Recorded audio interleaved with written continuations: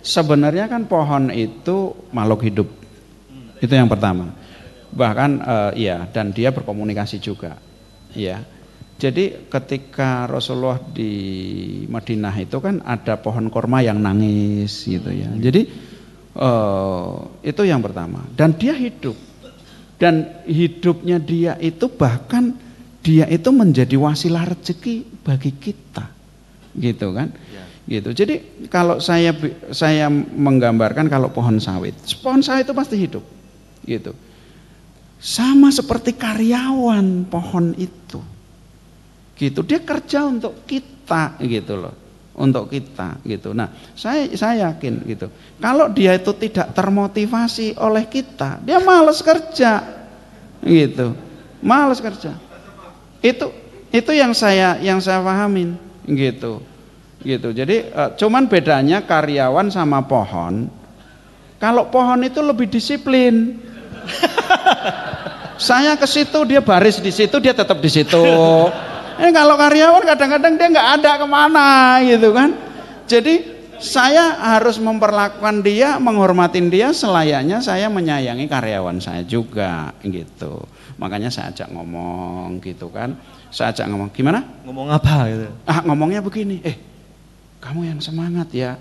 Kita ini, kamu sama saya, ini kita lagi bangun agama sama bangsa gitu. Itu benar-benar saya ngomong begitu.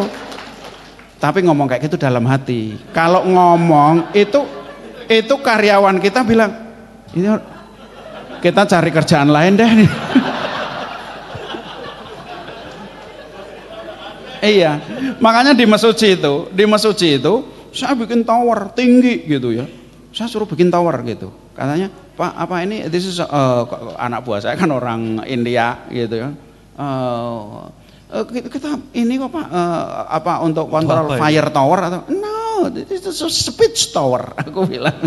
Untuk pidato saya bilang. Wahai sawit-sawit sahabat-sahabatku, gitu dong. Terakhir itu saya itu dapat video ya. Ada dokter guru besar itu yang menyatakan bahwa pohon-pohon itu berkomunikasi. Betul. Gitu. Nah, tapi ada satu nih. Tapi ini pengalaman pribadi ya. Yang saya lakukan karena saya suka. Tapi dalilnya saya nggak ngerti. Ya, saya ajak ngomong. Saya setiap kali mau beli perusahaan, itu saya ajak ngomong.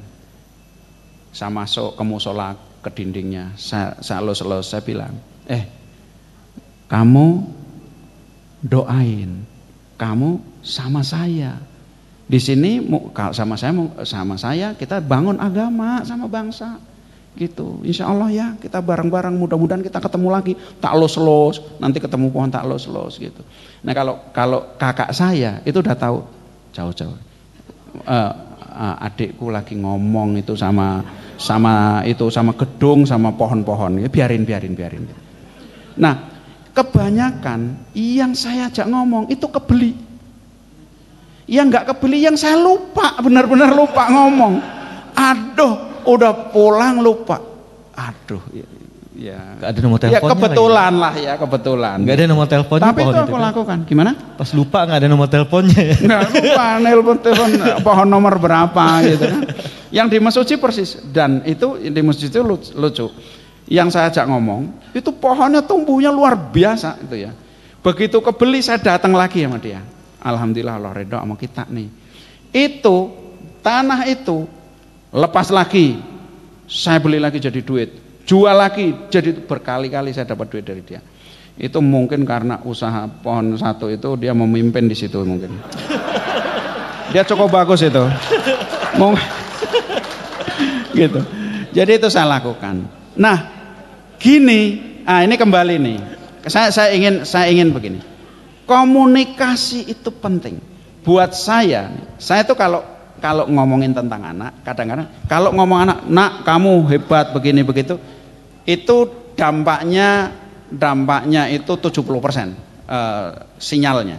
Tapi kalau dia lagi nggak mood, itu bisa 50%, dia nggak percaya. Saya ngomongnya ke orang lain, itu dampaknya itu nyampainya 90%. Contohnya begini, anak saya di sini lagi main gitu. Saya ngomong sama tamu, saya ngomongin anak saya. Oh kalau anak saya kemarin alhamdulillah diterima di sana, dia begini, dia senangnya jualan. Anak itu lebih nyampe. Saya nggak lagi ngomong kayak gitu. Itu teori saya, gitu. Berkomunikasi efektif. Saya kadang-kadang ingin menyampaikan sesuatu ke kiai. Saya nggak mungkin Pak Kiai harus begini, nggak bisa. Saya ngomong sama santrinya, saya ngomong, tetapi sebetulnya message saya ke sini. Itu efektif. Nah, kadang-kadang ya saya ngomong ke pohon itu yang saya yakin dan menjadi saksi dan didengar itu kepada Allah Subhanahu wa taala. Gitu. Mengutarakan niat saya. Kan nggak harus doa itu langsung. Kita ngomong itu kan keinginan. Jadi oke gitu kira-kira malaikatnya itu oke deh nanti gue sampaikan kan gitu kira-kira ya. Jadi itu itu pohon. Apalagi suami istri diajak ngomong dong. Malah suami istri dianggap pohon, pohon dianggap suami istri. Ya. Gitu nggak diajak ngomongnya yang indah-indah, jangan dimarahin. Ternyata kan semua hidup. Kan Anda pernah tahu kan air yang diajak ngomong gitu. Itu aja hebat gitu. Jadi komunikasi kita tuh perlu mengungkapkan. Nggak harus kalimat tapi dari hati kita.